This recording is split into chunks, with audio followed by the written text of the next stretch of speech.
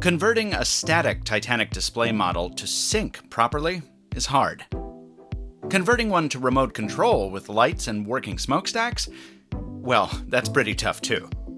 You're watching Rapidnadion. Here's how we built our RC Titanic and its tiny fleet of support ships.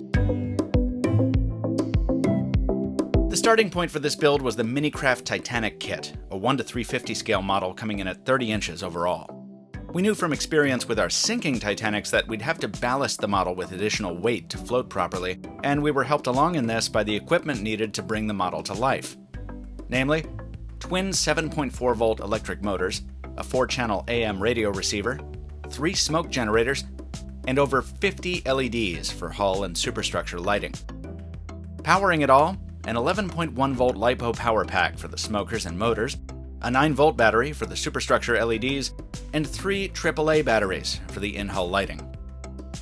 Now, to be able to see any of those lights, we had to drill. The Minicraft model's portholes are just depressions cast into the styrene, so each one needed to be drilled out and then countersunk so the light could be seen off-axis. 1,130 hand-drilled holes later, Titanic had a lightable hull, which was made watertight again with packing tape.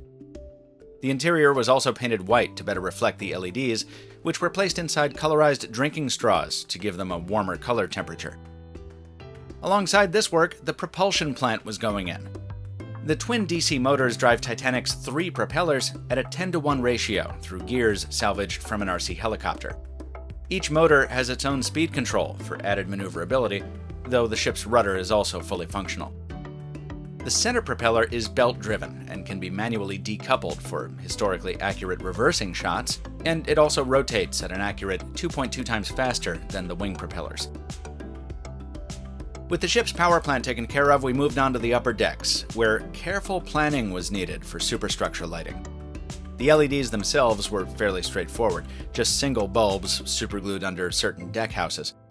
But the wiring harness powering them needed to be totally reworked as we became concerned about topside mass. See, despite the fact that we omitted a lot of plastic called for in the original design, the ship still picked up lots of weight above the waterline as each deck and bulkhead needed to be painted not just once for the exterior detail, but also for light proofing. That's black paint on the interior surfaces to prevent light bleed through the thin plastic. And because black paint is a poor reflector, we then had to cover some surfaces with aluminum foil to give us a brighter, more uniform glow across interior spaces. Also contributing to weight above the waterline, the 3 Soithe smoke generators, one under each functional funnel. Titanic's 4th stack was a dummy added for looks. The smoke generators are the most amperage-intensive accessories on the ship. They use a heating element to evaporate a light oil mixture into visible vapor that looks like smoke, at the right film speed. As it neared completion, we discovered we were right about stability.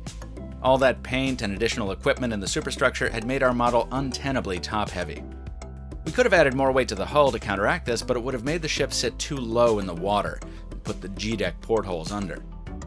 So to stabilize the ship, we opted instead for a detachable keel. This was a simple build. It's a Sawzall blade with the teeth ground off, bolted to a piece of brass stock, weighted with lead at the bottom. The whole thing is held onto Titanic by neodymium magnets, so it can be easily removed, reattached, or repositioned. The fine details on Titanic all came from the Minicraft model's brass detailing kit.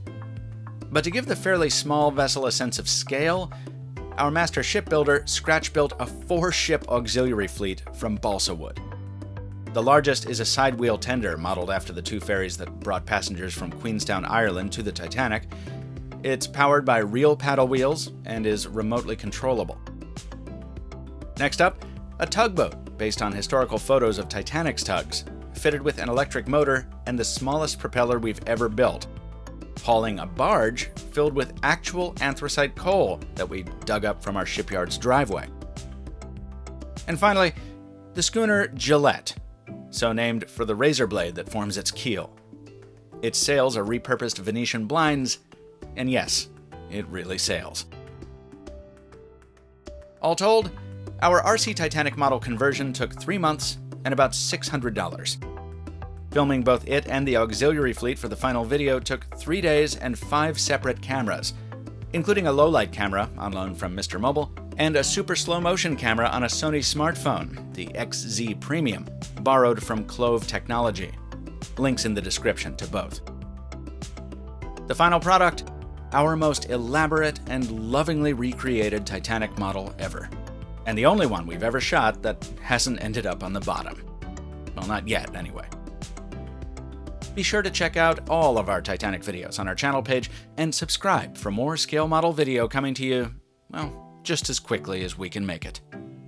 Thanks for watching.